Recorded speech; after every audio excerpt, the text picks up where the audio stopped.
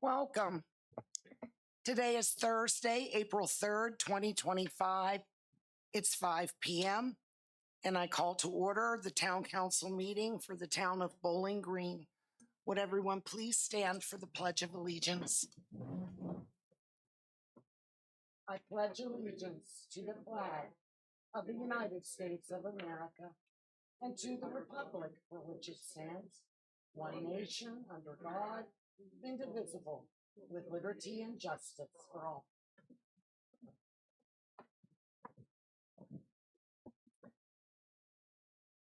We'll now take a roll call. Ms. Davis? Mr. Voigt? I'm here. Mr. Webb? Here. Dr. Chenault? Here. Ms. Coyle? Here. Mr. Stork? Not here. Mr. Hagman? Here. We have 6 council persons present, 1 absent. We have a quorum. We will move on to our consent agenda. Items 1 through 3 on the agenda. Do any of you on council need any of these items pulled out? May I have a motion to accept the consent agenda? I'll make the motion. I have a motion from Councilman Hagman and a second from Vice Mayor Coyle. Is there any discussion? All in favor, say aye. Aye. Motion passes unanimously. The item number 4. We are so excited to recognize Mr. Sean Fortune. He has been with us for 10 years and he's indispensable. Sean, would you come forward, please?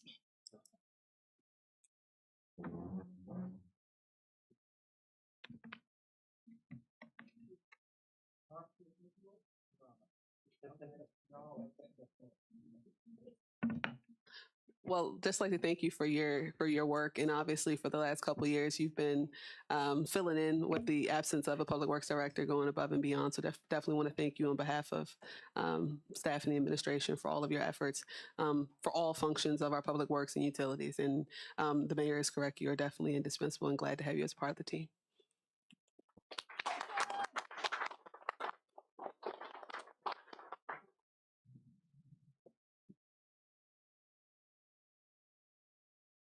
Oh, you want to look back here? Sean, on behalf of council and the town of Bowling Green and the staff and myself, we want to thank you from the bottom of our hearts. All right, thank you so much. Thank you.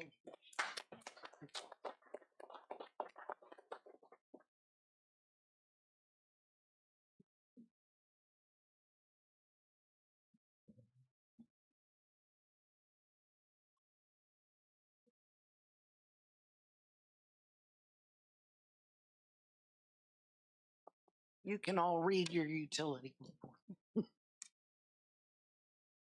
Oh, I'm sorry. That's, yeah, I know. It's out of order on in my agenda.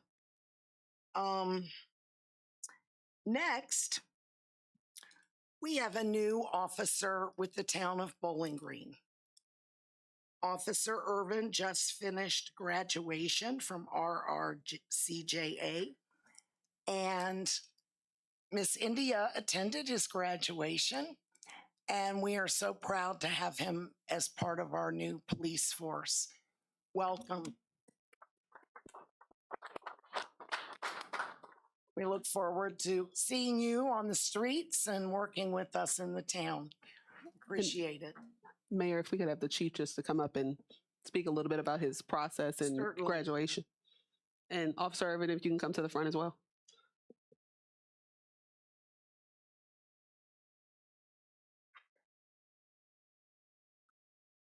Mayor, members of council, hope everybody's having a good evening. Sorry, I'm a little under the weather, so I'm trying to stay clean. But Officer Irvin just graduated from the academy. Right now, he's currently in field training. He's doing a great job and he'll be an asset to the town. I appreciate everything the town support for bringing him on and allowing him to give us a hand. So.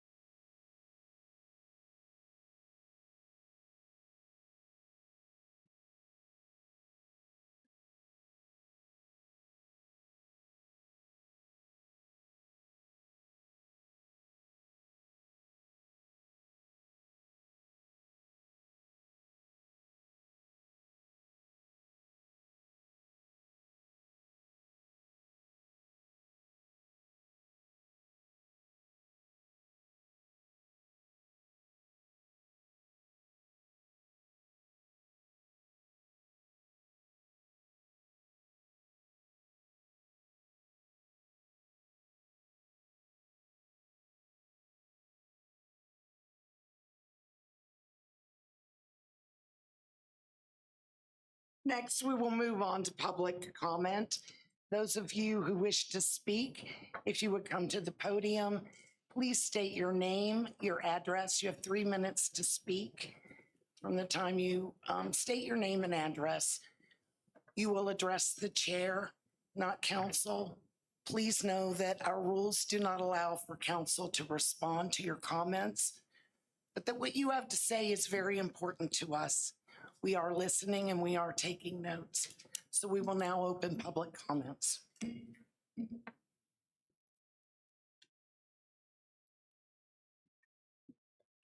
Good evening. My name is Jessica Beal. I am the owner of the Mix House. I'm the president of Bowling Green Economic Partnership and a town resident at 127 Sunset Drive. On behalf of the Bowling Green Economic Partnership, the town's Main Street affiliate, we would formally request your support and supply and applying for a community vitality grant through the Virginia Main Street program. This grant presents an invaluable opportunity to enhance our town's economic and cultural vitality. Securing these funds will contribute to sustainable growth and an improved quality of life for our residents and businesses. As part of our grant application that we intend to apply for funding for tourism, marketing, and beautification efforts. The grant requirement includes a 25% grant match, which we anticipate being able to fundraise for a portion of. Still, we would also like council to support of up to $5,000 funds awarded, demonstrating a unified investment in our community's future. Additionally, based on our research of other successful Main Streets, we would request that the town council direct staff to investigate a designated outdoor refreshment area permit, also known as DORA. This is through the Virginia Alcoholic Beverage Control Authority. The cost for this permit is $300. It would allow for a controlled designated area where alcoholic beverages can be enjoyed during community events such as Fourth Fridays, a new collaboration with BGEP and BGVA and our downtown retailers that can stay open later, increasing foot traffic and attracting more out-of-town visitors. The BGEP and other local business owners are actively planning this recurring monthly event. The permit could support up to 16 events annually, including the highly anticipated Harvest Festival, fostering a vibrant and engaging atmosphere for residents and visitors while boosting local businesses. We appreciate your consideration for these initiatives, which align with our shared goal of fostering economic development and community engagement. We look forward to your support and working together to make Bowling Green a more dynamic and thriving town. Please let us know if you need any further information or discussion to move forward. Thank you. Thank you, Ms. Beal. Anyone else? We will now close public comment. We will move on to commissioner comments. Mr. Hageman? Thanks, Sean, for all your service. Officer Urban, it's nice to meet you. Thanks for stopping by the store and checking in on us all the time. Do appreciate it, but welcome aboard. Vice Mayor Coyle? I'm going to echo Randy as well. Thank you, Sean, for everything. I know you are constantly on the road, on the street, doing. And thank you, Officer Irving, for part of our team. Dr. Chanel? Mr. Webb? Mr. Voigt? Couple quick ones. Thanks for coming out, Jessica. I guess I'll wait here a little bit more about those things and may bring that up here later. So some notes, farmer's market starting up this weekend. And also Clean Sweep is coming up in a few weeks, May 17th. That's all I got for now. Thanks. Thank you. Ms. Davis? Thank you, Sean. Mr. Voigt, do you have any comments as liaison for Planning Commission? Our last meeting was fairly short, but still productive. We went ahead and adopted the work plan for the year. We did add the discussion at a later time for talking about the tiny homes that council asked for. And then we were kind of just went over loosely, we're going to have a big comp plan discussion this year. And so, framework of that, we're going to get a framework for that at our next meeting and go from there. That's about it. Thank you. Next, we will move on to item number 6, the utility report.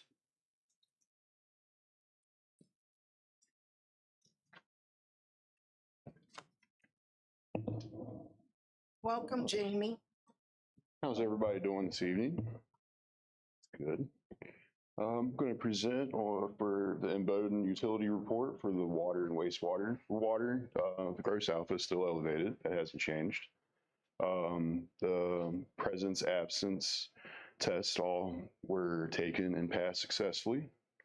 Monthly reports were submitted to VDH successfully. Flow, there was a rain event. The flow elevated a little bit coming to the plant, which is normal when you have I&I. Most wastewater plants do. All of the tests coming from state recorded tests are all within parameters for the wastewater plant. The solids are all being effectively managed. We made some recommendations for the sand dry beds to be tilled, which they were. Didn't seem to improve performance. That was this past month. Still having to haul liquid sludge from the plant due to the space and the condition of the sand dry beds. Last month, we provided services to help investigate the Main Street sewer line, and from what we could tell, it seemed to be collapsed. The camera was not successfully able to pass through the sewer lines. When we did it, it was just deteriorating the line very badly.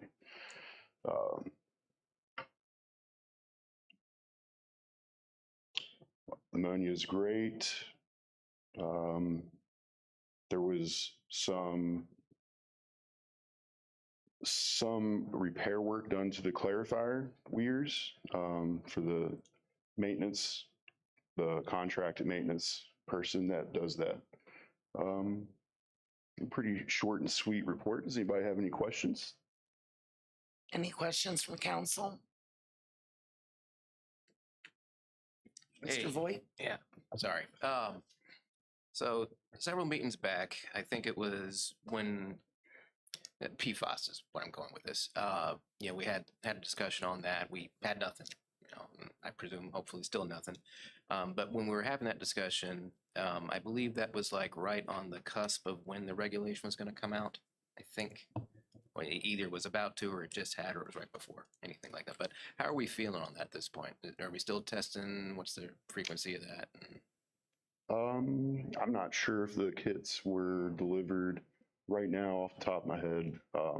I don't believe that we've tested for that. I don't have that in front of me. Okay. No, that's cool. It's just like, it's not. That's usually something that the VDH will actually send you the kit and say, here, go ahead and do it. Most of all the projects that I manage, that's what they do.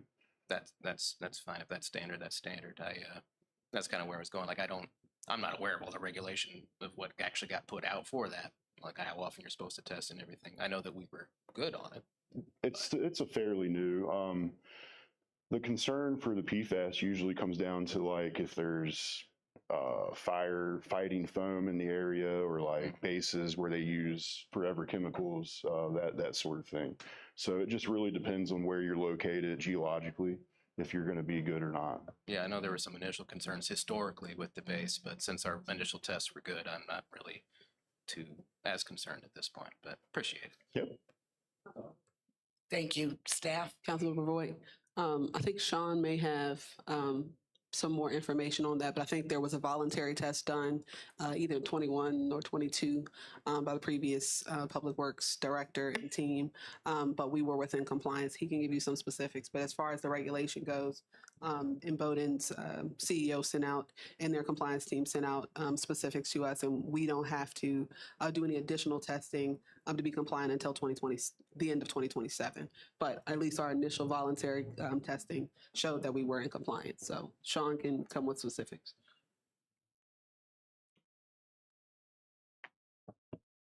Yes, we did the testing. I think it was 22, and we don't have to do it until 2027. We volunteered to do it.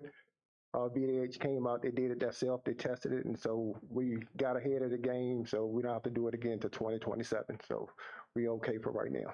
Yeah, that's excellent. I remember the early one. It's just we talked about it again last year at some point, but maybe we're just using that data. So. Yeah, I don't think everybody knew we did it, and but I went back and found out we did. I checked with VDH, and they sent me the test results. Well, see, that's good. We were ahead on something. Yes, ahead of the game. There we go. Not kicking the can down the road. Thank you so Thank you, Sean. much. Jamie, is that all? That's all I've had. That's all I Thank you have. so Yep. much. Thank you. Next, we'll move on to item number 7, and we will have the police department report.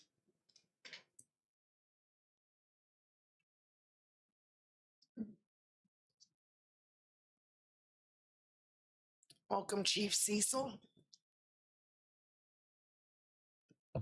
How are y'all? Everybody good? We're well. Do you have any specific questions as relates to his report? No. All right. I'd just like to thank Chief for all of his work and efforts in helping Officer Irving now with his FTO training, which he'll have to do over the next several months. So I definitely want to thank him for his support with training and everything that he's continued to do for our department. He's doing a great job. So we've got a good officer. Very good. Any questions from council? Thank you, Chief. Next, we will have our community development report. Mr. LaRiviere.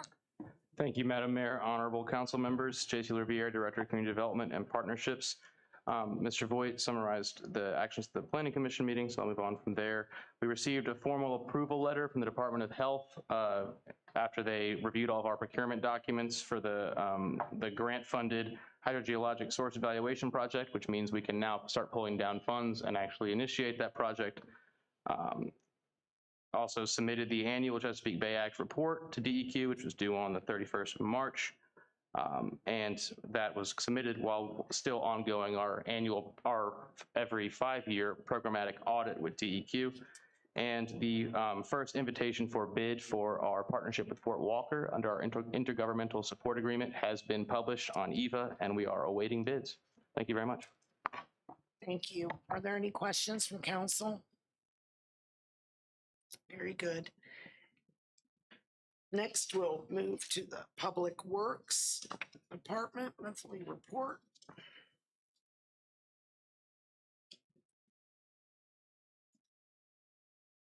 Are there any questions for Mr. Fortune concerning this?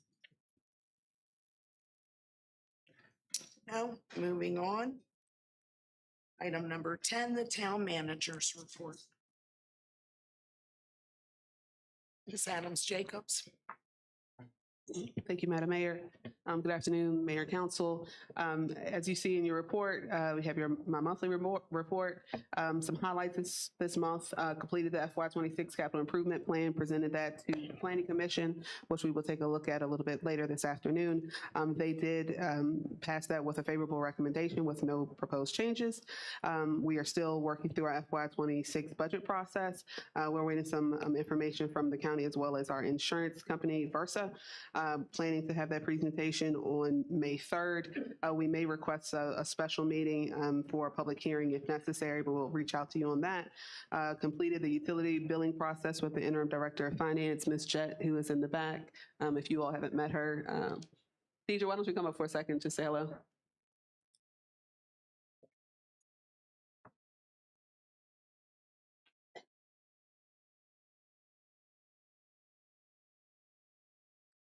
I introduced you all via email, but I think she's only in the office about 2 days a week, so I'd like to put a name with a face. And Ms. Jett has come to us on a temporary basis through the end of May with previous experience working in both Stafford and the city of Fredericksburg. So we're grateful to have her as part of our team. Do you have anything? Yes, no, that's all. But thank you. And it's a great little town, and I'm happy to help out and happy to work with India and JC. Thank you. Welcome. Thank you. Thank you. Moving on, as it relates to utility compliance and regulatory affairs, I've been working with Stantec to develop our revised corrective action plan and submitted that to VDH. They are under review with that. We've also included our regular compliance letter as part of our utility billing process. And most notably, we've launched our Newtown website after about 6 months of planning and prep, working with our Civic Plus vendor. So I think many of you have already given us some kudos on that.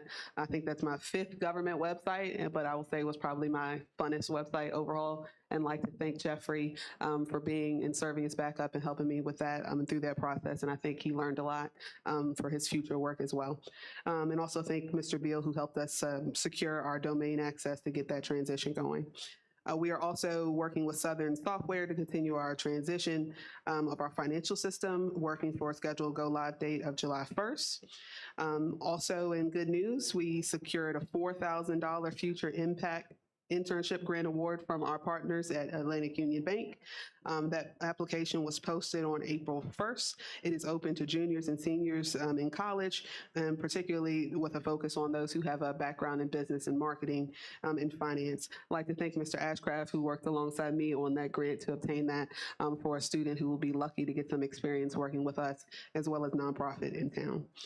Also been working with Caroline's Economic Development and Tourism Department to promote and cross-promote town events, as well as helping with marketing strategy development there. Continue work with Dominion Energy on light repair coordination, as well as the Main Street sewer line requests for investigation. Our USDA project continues, a number of HR and administrative operation items there, and our FY23 audit process is still continuing. We're making good progress there, but still will be probably several months there. FOIA and COIA information followed up with you all there, as well as Congressman Vindman's office regarding post office matters, and then we were all very excited to see our post office reopen on March 19th. And that finally concludes my report. Any questions for the town manager from council? And you sent me something that I need to do the FOIA and the COIA. Did we not do the FOIA here with their attorney that night? You did it last year, Councilman Hageman, but as Mr. Gore explained last month, it was not a certified course. So Okay. you have to take a certified course. So the FOIA, you guys are good on, the COIA is not. Okay. Yeah. No, good on the FOIA, not the COIA. Yep. Conflict of interest you need, freedom of information you have. Okay, we're good. Mr. Ashcraft, thank you so much for the help with that grant. It's very appreciated. Next item on the agenda for unfinished business, the Main Street sewer update. And I will turn that over to the town manager. Thank you, Madam Mayor. Just giving some update as relates to this project. Going back to the timeline here, the CCTVing of that pipeline was planned prior to the time that the collapse occurred. CCTV footage was obtained as it relates to that footage from the company that helped us with that, and that was led by the Imboden Environmental Services team. Pump and hauling began soon thereafter with an approximate between 3 to 6 loads per day. After that, we have worked on obtaining a quote regarding the bypass pump, which is what we brought before council at the last meeting. Taking a look at what happened at the March 3rd meeting, we had the approval for the emergency procurement for the bypass pump and then approval for the IFB, the full sewer line replacement.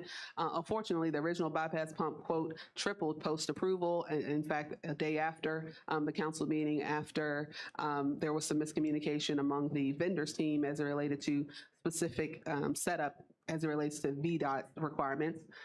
So we actually reached out to IES to help obtain another vendor quote. I reached out to them. They came on site, met with staff to obtain another quote. During the site visit of that vendor, another lateral line was discovered that was connecting directly to the manhole. As part of that, correcting directly to the main, and not a manhole. As part of that, we discovered that that impacted the pump planning based on feedback from VDOT. So we asked both vendors to update quotes to address the lateral line. Next slide. Moving on, traffic control and coordination with VDOT continued. Stantec had been working on the traffic plan required for this bypass installation, which still will require VDOT approval. The other vendor, Rain for Rent, can install within about 24 hours once we get approval tonight, which is what we're seeking. And we are still maintaining communication with VDOT as this is a very iterative process, pretty much day by day. Next slide.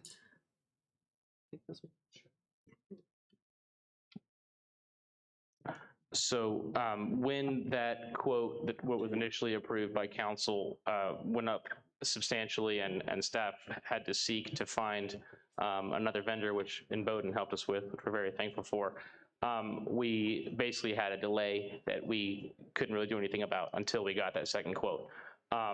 But to use that delay to our advantage, we used that time to investigate other possibilities and asked Stantec to investigate all potential alternatives for the full replacement or full repair, which could include full replacement. It could include a spot replacement and sleeving the rest of the line. But we've asked our engineers to investigate that to use this delay the best way we can. And the goal of that was, of course, to confirm that full replacement or to confirm what the best possible solution is for the town. And then additional actions to date, daily pump and haul has continued. We're investigating lining as mentioned. And the IFB for the full replacement of the entire section is ready to go. But that process would hinge on the development of construction intent documents, but we have the initial IFB ready to go. Next steps, the direction we're asking for tonight is to rescind the award to Stemmel that the council approved at the March meeting on an emergency procurement basis. And then we'd like council to award that same emergency bypass pump contract to Rain for Rent, again, on an emergency basis. Thank you.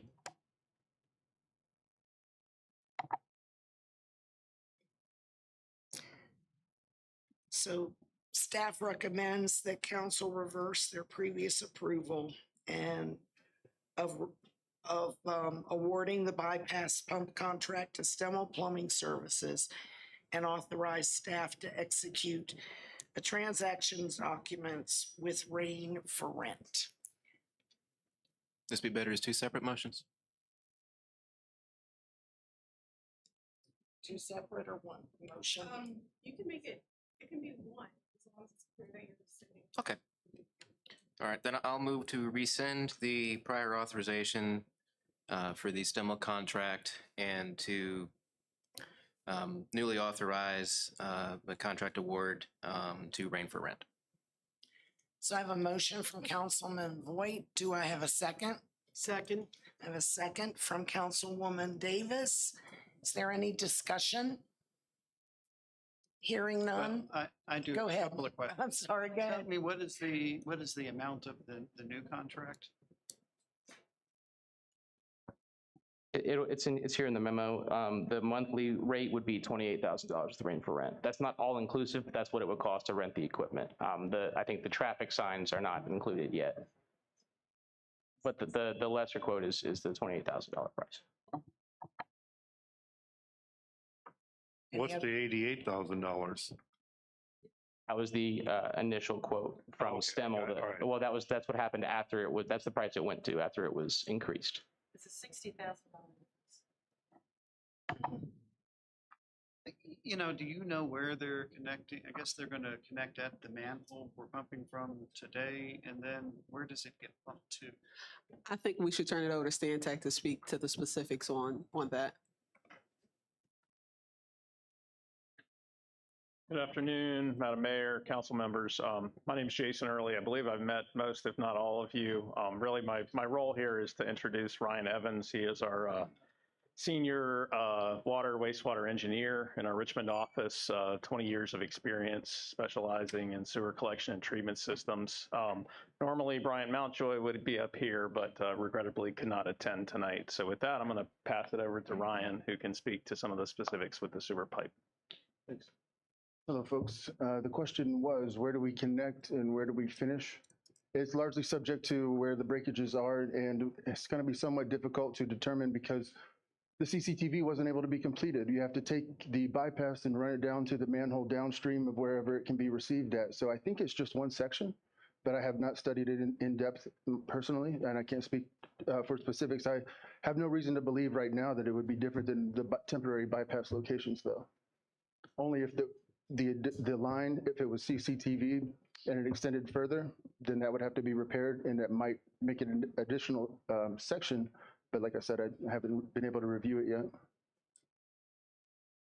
And just so I have an understanding, I guess something will sit on top of the manhole that we're pumping from today on a semi-permanent basis until.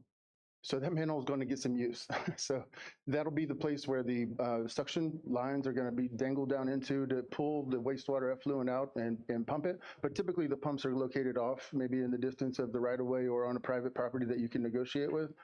And then also that'll be where the liner, if a liner is selected, would be implemented within. So a machine will come in and basically extrude, which means flip inside out and push down with either air or water. And then it goes into a pipe and expands and hardens, and that goes down to wherever the limits of the collapse are and where the limits of the repair would need to be. So a lot of things are going to happen, and within that manhole, both the bypassing and any kind of future installation.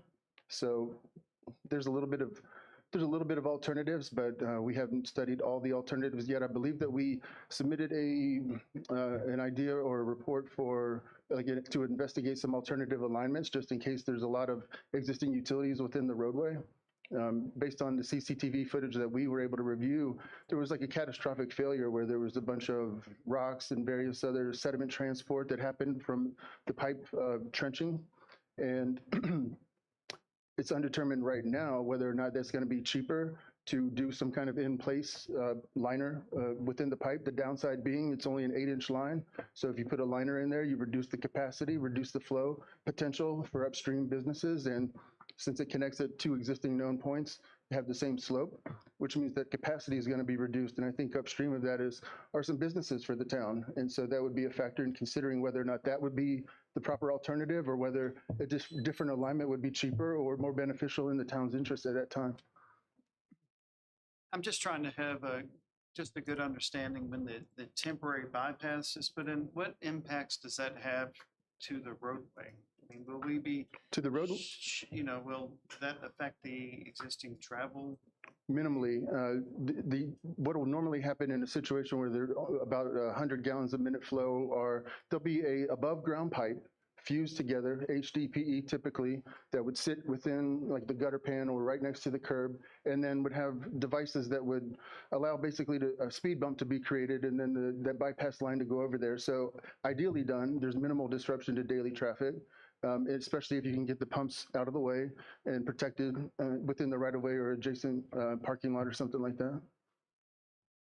In this the very specific case, we're going to be tying into the manhole there at the end of courthouse, pulling the sewage out. And then I guess I'm trying to understand what path does the pipe take specifically to the next available manhole? Is that going to sit in the gutter pan, you're saying? Ideally. More than Mhm. likely. And so there is an entrance there right across from the courthouse. Does that mean that that entrance is no longer usable, or you're saying you're able to traverse over top of that pipe?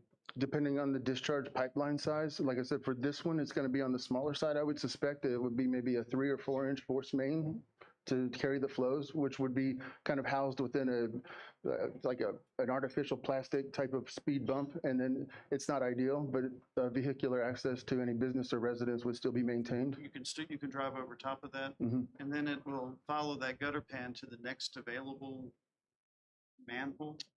Yes, most likely. It could be the manhole downstream after that, depending on how the condition of that manhole is and how it would need to be repaired also. So if access would need to go in there to repair or to complete the installation of a potential CCTV liner, then that pipeline, that fused HDPE would go to the next downstream one.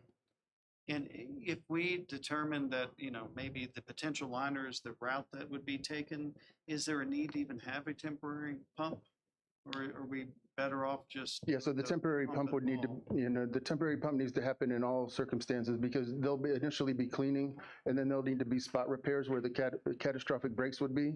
And also where the lateral was found to enter the pipe perpendicularly, then you have to line that and seal it up. CIPP liners only work if they're absolutely sealed and just watertight.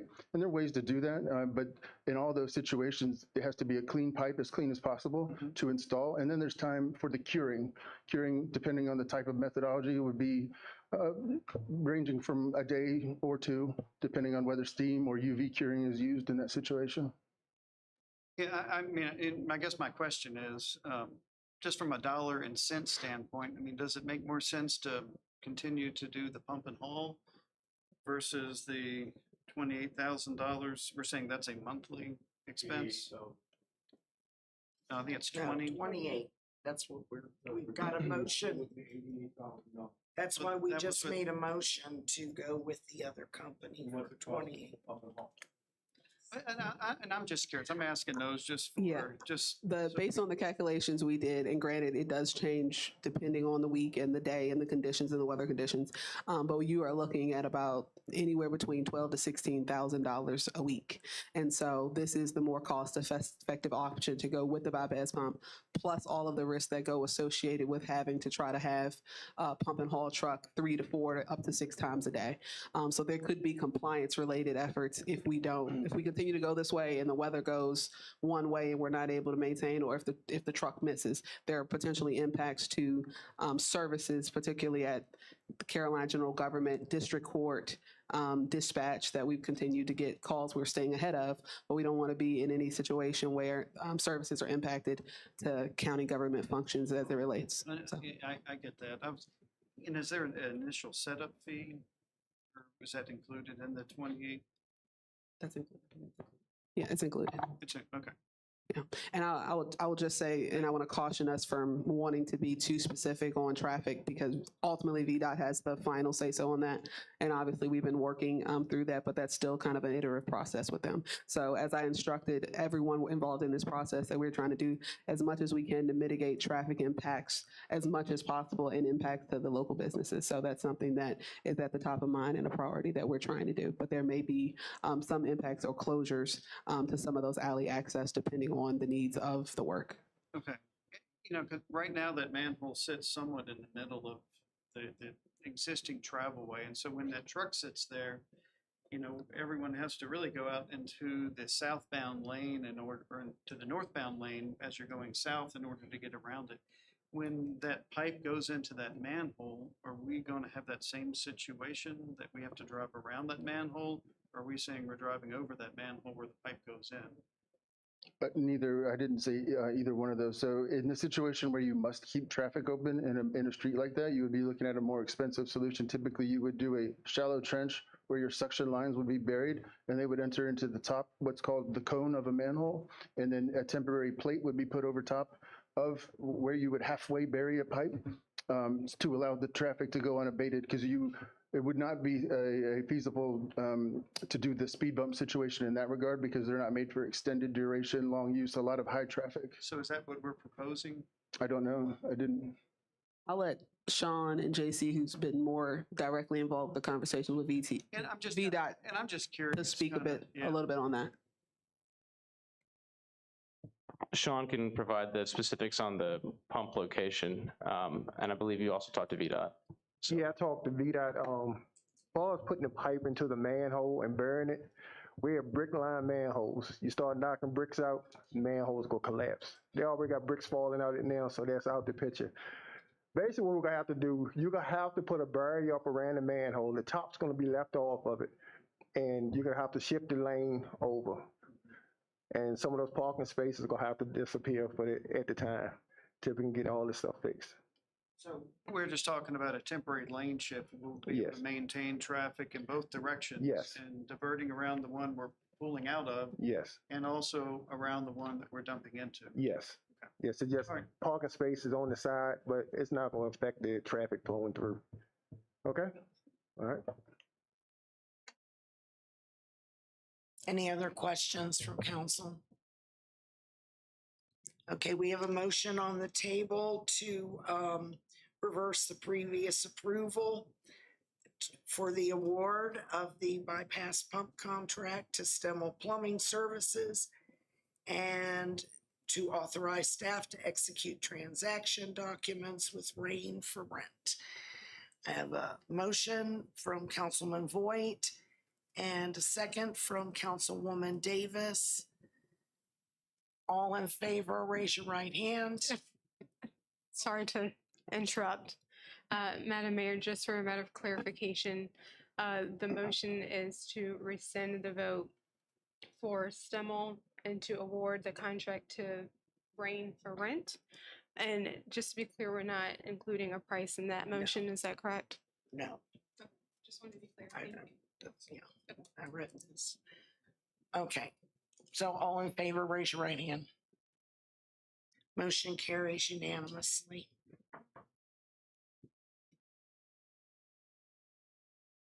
Moving on to new business. Ma'am, one Thank you, sir. final I'm thing, sorry. I apologize. For the benefit of the town and council, we at Stantec and I specifically created sort of an overview document of CIPP stuff. So you would be able to understand it from conceptual level all the way down to some very technical details just for your usage to understand it. I know it's not something that you guys deal with typically. We've emailed that to the town and please review, and I hope that it provides you some assistance while you undergo your evaluations. Thank you. Thank you very much.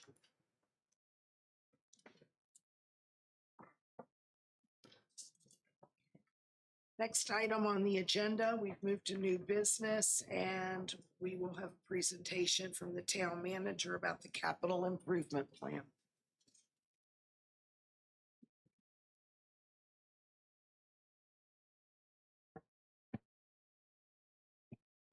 Good afternoon, Madam Mayor, members of council.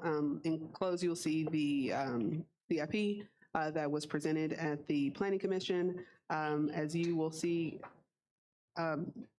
looking in year 2027, there is the Town Hall rehabilitation. I think you all have a printed copy from the previous year. We'll get you the corrected version printed and I'll just speak to it from right here. The Planning Commission received the 2026-2030, which includes the Town Hall Rehab Phase 2, which includes updates to the flooring, the Community Park Town Green Playground Revitalization 2028, which is a ballpark number that we have included there. We've obviously talked to the Planning Commission, but also understand the needs for some upgrades to our park playground facilities, as well as other compliance-related matters as relates to the playground that we hope to obtain some grants for. Moving forward to the police patrol replacement, vehicle replacement in 2027 is about $20,000. totaling the general fund supported projects at $445,000. Moving on to the enterprise fund, which includes well replacements, modification, and radionuclide treatment at about $7 million, which is an estimate from our engineers at Stantec, which is what we have worked to try to obtain grants for at the state level. Also in the water fund is truck F-150 truck at $45,000 in 2027 and then $45,000 in 2028, which we're also hoping to get grant funded probably through USDA, as that's where we have obtained funding for our trucks before for our water department. The generator and lift station at the Meadows is anticipated to be $60,000, as well as generator lift station replacement at Oak Ridge at $55,000, and then Lacey Lane at $60,000, wastewater treatment plant upgrade phase 1 at $500,000, and then a EQ treatment equalization basin at $2.5 million. And we will get this posted on the screen so that you all can take a look at that, and then get you all the printed copy, the corrected printed copy momentarily.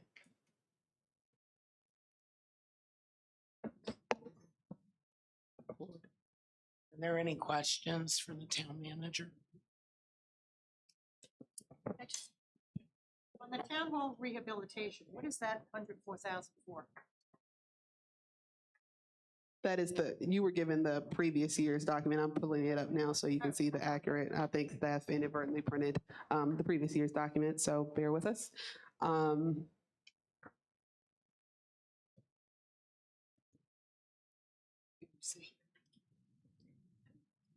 And that was the ARPA funding that was for the remediation on the building. The rest of that funding we didn't utilize for any rehab on this building.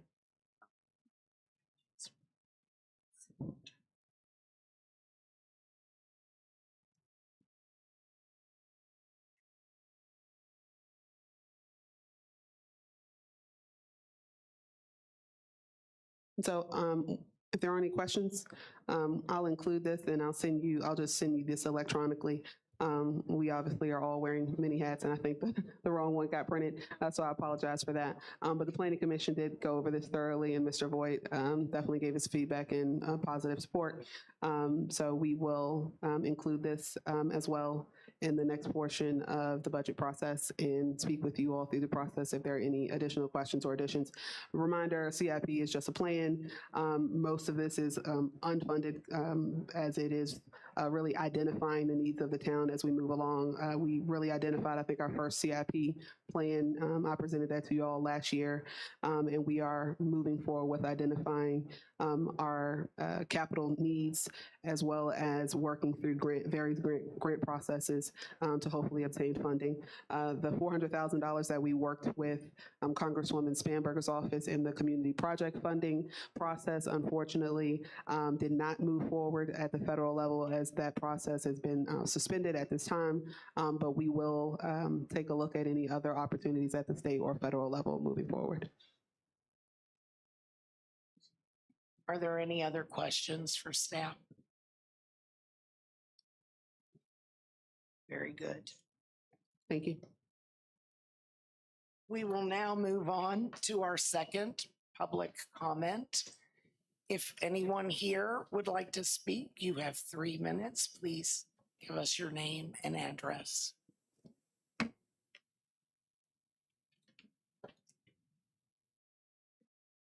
Hearing none, we will close public comment. We will move on to member comments. Ms. Davis, any? Mr. Voigt? Mr. Webb? Dr. Chanel? Vice Mayor Coyle? Nope. Mr. Aikman? I'm glad that you're all here this evening. We do not have a closed session tonight. It's on our agenda, but we have no business to take care of in closed session. So at this time, if we have no further business before council, if I could entertain a motion for adjournment, I would appreciate it. I'll make a motion to adjourn the meeting. I have a motion. I have a motion and a second. Any discussion? All in favor, raise your right hand. Town council meeting of Bowling Green is now adjourned.